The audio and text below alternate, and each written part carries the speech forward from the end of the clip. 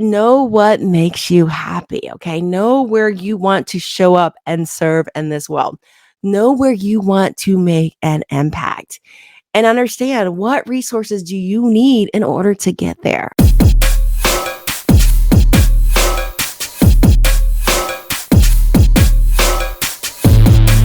We have a very, very, very, very important topic because I think as entrepreneurs, we really have good hearts, right? We have good hearts as entrepreneurs. In my many, many years of practice, right, I have never met a self-centered entrepreneur. You hear these like stories of like these bad bosses and stuff, but I have never met like a selfish entrepreneur. And I'm being serious when I say this. And I think part of it is usually because as entrepreneurs, we feel entrusted, right? We feel entrusted. And we usually believe that we're not there by accident, right? We're not there by accident. We're here because we've been called usually by a higher power, which I like to refer to as God. And we believe that God's entrusted us with our companies. And we believe that He's entrusted us in these leadership positions, right? He's given us these specific leadership positions, and it's really been a gift, right? It's been a gift, our calling. We've been called to do this work. And we've been entrusted not only in these businesses, but we are entrusted in our relationships with the business, right? So we're entrusted not only with our clients, right? But we're also entrusted with the team that we've been given to manage. And today, what I want to do is I want to talk about a topic that I think affects a lot of entrepreneurs that have really big hearts. Okay. So I want to talk about this topic. And this topic is called establishing boundaries in business. All right. I'm going to say that again, establishing boundaries in business. Henry Cloud, he writes this series of books, and this series of books is about boundaries, right? And what boundaries is about, it's about really understanding and getting to know where you begin and somebody else ends. Okay. That's what a boundary is. A boundary is like that line, right? It's that line that's drawn in the sand where you end and I began. That's what a boundary is. And I remember when I was a kid, right? When I was a kid, I have a little brother, I got several little brothers actually. And when it was just the two of us and we were little, we would fight in my mom's car, right? In the back seat. We're in the back seat and we would fight in this car. And what would happen is as we were fighting, we would take our finger, we would lick it, right? And we would draw this imaginary boundary on the seat, like literally an imaginary boundary. For like 1 second was like wet from like the spit, right? Just 1 second. And we would threaten each other as we drew this imaginary line. Like, if you cross this line, if you dare cross this line that I have established, I would tell my little brother, I'm going to hit you. Okay. I was a big sister. You know how big sisters are, right? And now this wasn't a real line, right? My mom would have killed us if we would have taken like a permanent black marker and draw a line on her seat. She would have strangled us to death. And so this was an imaginary line, but it was important all the same, right? Because that line met space, right? It met a space and met a feeling of not being crowded. It met in some way our territory, right? If you cross this line, you cross into my territory. And if I put things that were on my side of the line, right, that means that these things weren't meant to be shared, meaning that you can't reach across and grab my candy, right? Because it's on my side of the boundary. And it's important because, boundaries, right? Boundaries are not just important in our personal relationships, but they're important in entrepreneurship also. And the lack of boundaries, right? The lack of boundaries, not having that line of where you began and where I end, not only affects us in our business, but it also affects us in our terms of our personal well-being. For example, if you are getting in a situation where you are like becoming an endless yes machine, like, yes, yes, yes, yes, I can do this. Yes, you're coming to me with this proposal. I can do that, right? And if you're saying a bunch of yeses when you ought to be saying no, right? You ought to be saying no to that additional work or that additional change order, right? And when you choose not to charge for it, right? When you choose to say yes and not charge for it, I'll just do it as a favor. I'll do it even though it's not in scope. It has a consequence, right? It has a consequence. And that consequence impacts our profitability as well as our personal time, right? Because now we've committed to something that really there isn't any additional benefit for doing this, right? And if we don't use our employees or our team members' work hours, that means that we're going to be doing this outside on our personal time, right? This is going to encroach into your personal life. It's going to be staying at the office later, doing these projects at night. And also the not wanting to hurt somebody's feelings, right? Like not wanting to hurt somebody's feelings. We've all been there too as these kind entrepreneurs, especially when we have a situation where the person's not doing things the way that we would like them to do, right? They're just not doing things right. Sometimes we find ourselves doubting ourselves, right? We find ourselves doubting ourselves. We find ourselves justifying their behavior. We start thinking to ourselves, maybe we're setting too high expectations, right? Maybe we're making this too hard, or maybe we're just not giving this person the right tools. Maybe we failed this person and that's the reason why they're failing, right? It's a conversation we start to have to ourselves, right? In our own heads. And by the end, what happens is we're allowing this person to stay, right? We're allowing them to stay in our organization, in our Aurora, right? And we're allowing them to stay too long, and we're allowing them to continue to perform in a way that really hurts us, right? It hurts our profitability. It starts to hurt our internal morale, right? Because it doesn't just hurt ourselves, it hurts our team members that are watching this happen to, right? And sometimes it can destroy a team, right? It destroys a team and it starts to taint the culture of the company. And that's what happens when we start to keep people, right? When we start to keep people that are not carrying their weight equally, right?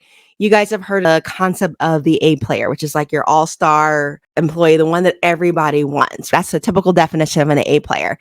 And what happens is when you overwork your A players, right? And you're overworking your A players to compensate for the lack of performance of your B and C players, right? What happens is you start to watch the lights. They say the eyes are like the beginning of the soul. You start to see the lights of your A players start to dim, right? You start to see those A players start to dim because they're compensating for these B and C players, right? And they're overworking, right? To really compensate for the poor performance of other people, right? And that's what happens when we don't allow someone to carry their own weight. We don't require that to happen. And when you have somebody that's not doing their best or doing their best and it just isn't good enough, what happens is the work still has to get done, right? But somebody else has to do more. And this person has to do more because they're not going to allow the job to go undone. They're not going to allow the job to be done poorly. They're not going to allow the job to be done bad. They are not going to allow this to happen. So they're going to step in and they're going to do it. And your A players are valuable. Your A players are valuable. And they're having a hard time, right? They're having a hard time by overworking. And knowing that your A players are valuable, right? They're also in high demand. So they're not easy to find. And so when you get an A player, you have to cherish them. You don't want to overwork them. And you want to create a culture that is consistent of A players. Okay. And the lack of boundaries, right? The lack of boundaries not only impacts your business, but it also impacts your personal life. So it's interesting because as Gen 1 entrepreneurs, and what I mean by Gen 1 entrepreneurs is that first generation of successful entrepreneurs, which is what you guys are. A lot of times what happens is we find ourselves leading the way for our families, right? As Gen 1 entrepreneurs, we're like the first ones to go to college. We're the first ones to run a successful business. And everybody, I'm telling you, everybody thinks that we're banking, right? Everybody thinks that. And I personally still get a lot of calls from close friends and they're asking me, hey, by the way, can you invest in my little brother's business? And I'll be honest, I'm like, don't even call me. All right. Don't even call me. And I just make it a flat point just to say no. Okay. Just to say no. And I do this because I want to set the expectations up front, right? I don't want to get around that Susanne does this. And the reality is, if that business goes bad, if their brother's businesses goes bad, right? I don't know if I want to be friends anymore, right? Because I only invested because of you and that relationship. And so I enjoy their friendship. And so I decide, let's just not risk it. Let's not risk it. Let's let little brother find another investor on his own terms. And by the way, little brother, if you're listening to this, don't be dragging on your sister's coattails. Okay. Go make it away on your own. All right. And literally, as you get more successful, if you're not already having this happen to you, you will get asked for things. You will get asked for things by people who have no business at all asking them from you. Okay. And I love Shonda Rhimes. You guys probably heard of Shonda Rhimes with Shonda Land, Grey's Anatomy. And I love her book, Year of Yes. And I was surprised when I read her book, Year of Yes. I thought that her book would be about, stepping into new opportunities, growing yourself, saying yes to things that you wouldn't say yes to. And I was really surprised because her book really wasn't about that, right? It really wasn't about the yeses. It really wasn't about overcommitting at all. In fact, it was actually about saying no. And not just saying no, but staying true to your own identity and convictions, even when it's no longer comfortable. And so today, what I want to do is I want to talk to you about your year of yes. Yes, your year of yes, meaning your year of staying true to who you are and what you believe, and really just jumping into your year of yes. And first of all, I think we all get this. I think we all get that small nudge, right? I think we all get that nudge in our stomach. And it's that uncomfortable feeling, like you felt it, right? Like somebody's presenting you with an opportunity and something just doesn't feel right with it, right? It just doesn't feel like the right opportunity. And it isn't quite in line with the direction that you want it to go in, right? And when this opportunity is presented, just everything in us just wants to scream no, right? Everything in us just wants to scream no. But ironically, we find ourselves, our head is nodding in agreement as they're talking. It sounds like it's a good proposition, but it's just something about us that's not interested in it. And you're like, come on, body, work with me. Come on, say no to this opportunity. And what it is it's important to give yourself space. It's important to give yourself space and time to respond no. It's important to give yourself permission to say, hey, let me go ahead and check my calendar. Okay, let me check my calendar for just a minute and let me see if I can work some things out and let me see if I can just get back to you. Okay. And it's okay to say, you know what, I'm stretched right now. I'm stretched right now. And I just can't commit to this. I cannot commit to this right now because I don't have the time to do it. It is absolutely okay to say that. It's okay to hold space. It's okay to hold space and say, I need to be available for things, right? I need to be available for the right opportunities, right? And you want to be able to say, okay, it's okay to hold space, because what happens is if you are occupied, right? If you're occupied with all the wrong opportunities, when the right things come along, you won't be able to take them, right? Because you're going to be fully booked by things you don't want. And if you're fully booked by things you don't want, you're not going to have that space to accept the things that you do want. So for me, I'm saying no to a lot of things in my life at this point, okay? A lot of no's is what I'm saying right now. And yes, I have more time at this point in my life. I've sold our traditional accounting and tax division, but I'm using my time really intentionally at this point in my life. And the reason why I'm doing that is because I am making space for the opportunities that are truly in line with the impact that I want to make in this world. Okay. In the year of yes, it is important to become clear about what you want in your life. Okay. It's important to become clear about what you want in life. Now, you're not going to be able to predict every tiny detail. Okay. You're not going to be able to do that. No one can do this. No one can predict every single detail. Life happens. Life absolutely happens. However, sometimes opportunities do present themselves that you've never imagined.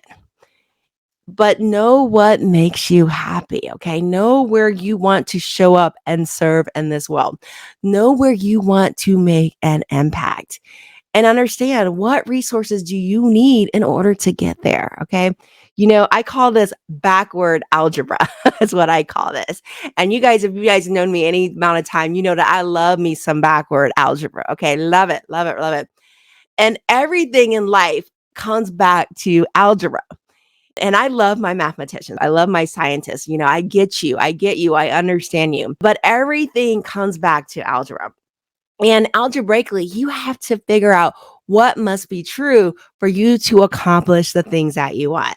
And I'm going to say that again. Algebraically, you have to figure out what must be true for you to accomplish the things that you want.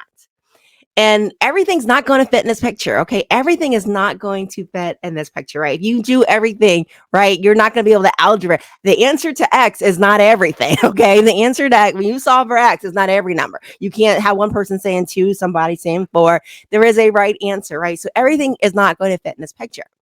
And in fact, by accepting some things, you're not going to be able to accomplish everything that you want, right? You don't have enough space or availability for that. And some things that you accept are actually going to block your progress, right? Some things are going to block your blessing. You have to know that picture of the things that you really want. And those things that don't fit into that picture, those things have to be removed. Okay. Those things have to be removed. Point number 3, it's all about crucial conversations. Okay. It's all about crucial conversation. And there's this book called Crucial Conversation, and it's a book by an author by the name of Joseph Grenny. And the book is all about having conversations, and not just conversations, but conversations that you really don't want to have. Those conversations you don't want to have, but you really, really need to have them. Those type of conversations. These are the conversations that change your life for the better. What conversations do you need to have right now that you need to have right now? What are the conversations that you need to have right now in your life? Who is doing something that in the long run, if you're going to allow this to continue, are not going to allow you to go where you want to go? Who is doing something that's going to be holding you back in the long run? And who, by continuing to do or not do what's needed, right? Because sometimes it's just not doing it, not just doing something wrong, but not doing it. It's occupying space and blocking your blessings for even greater things. Who's doing that? Is that poor performing staff member that you just won't confront? Who is that person? Who is that poor performing staff person that you just won't confront? And I think as entrepreneurs, there's a guilt that we carry as employers. We feel that if we've lured somebody away from that last job, even though they left because they weren't happy, right? They actually took the interview call because they weren't happy, right, at that other place, or they've entrusted us with their livelihood with our company. We feel internally a lot of times that we owe it to them to give them longevity. That's how we feel as employers. And I have even heard people referring to their team members as family. And while that feels and sounds honorable, perhaps it's not. Perhaps it's not. Perhaps we're actually doing an injustice by referring to them as family. And by injustice, what I mean is that not only are you allowing this person to live a lie, right? Because they're not performing where they should be, but you're not allowing yourself to reach your fullest potential by allowing them to remain the same. And this person who's not performing well, now they're just occupying space, right? They're occupying space where somebody else, if they were the right fit, they could really shine. This poor performer, they're taking up valuable OPEX expense, right? And OPEX is precious, right? And they're taking up energy because they require additional training, right? They're the person that you constantly have to rework their work. You have to redo their work. I talk about in my book about the erasers that I would have to go through. Or it's a person that you actually have to stress about. Are they going to meet their deadline? Am I going to have to come in the last minute and kind of save the day? Do I need to cancel my vacation or not book any vacation so I could come in and do their work? And at the end of the day, you're not able to allocate your resources in the best way manner, right? Because you're constantly having to piggyback behind this person, clean up their work or help them out, right? So what is a crucial conversation? Okay, so what is a crucial conversation? A crucial conversation is a conversation that you really don't want to have, okay? It's that conversation that has that potential to change the trajectory of your entire business and life, right? It's hey, I don't really like this, okay? I really don't like this. And it's really that uncomfortable talk, that you have to have. And it's I can't believe I have to tell you this, right? I can't believe that we're two adults. We're having to talk about this. It's a conversation that literally puts all the cards on the table. It's that conversation that if it goes extremely well and it goes really good for you, both of you are going to be better off for it. And if it's a conversation that doesn't go well, right, and it has a 50-50 chance of not going well, right, well, you're choosing that you're just going to have to live with the consequences, even if that consequence means parting ways. Again, it's the conversation that if you choose not to have this conversation, and yes, by procrastinating, by not having this conversation, you are choosing not to have this conversation, you're going to live with a bitter root, right? You're going to live with a bitter root. And you're going to live every day feeling like the hairs are standing up on the back of your neck. You're going to live in regret for a day longer if you choose not to change. And today, I want to encourage you not to live in regret, right? But you're not going to live in regret. You're not going to relive in regret because this is your year of yes. This is your year of yes. And instead, what you're going to do is you're going to stand up for yourself. You're going to stand up for yourself because nobody else is going to do it for you. And you're going to have this crucial conversation. You're going to look that person straight in their eye and you're going to tell them, I believe in you. I absolutely believe in you. I believe in your ability to change, but I need you to change, right? You're going to have that conversation. Point number 4 is boundaries with family. Okay.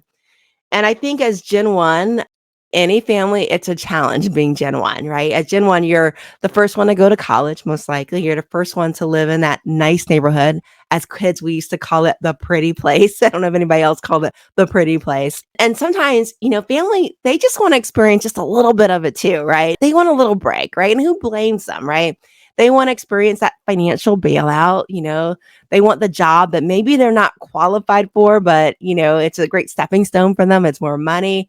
And again, it goes back to you being clear on the outcome that you want in your life, right? It goes back to you being clear on the outcome you want in your life. I personally support my family. What I mean by family, my parents, right?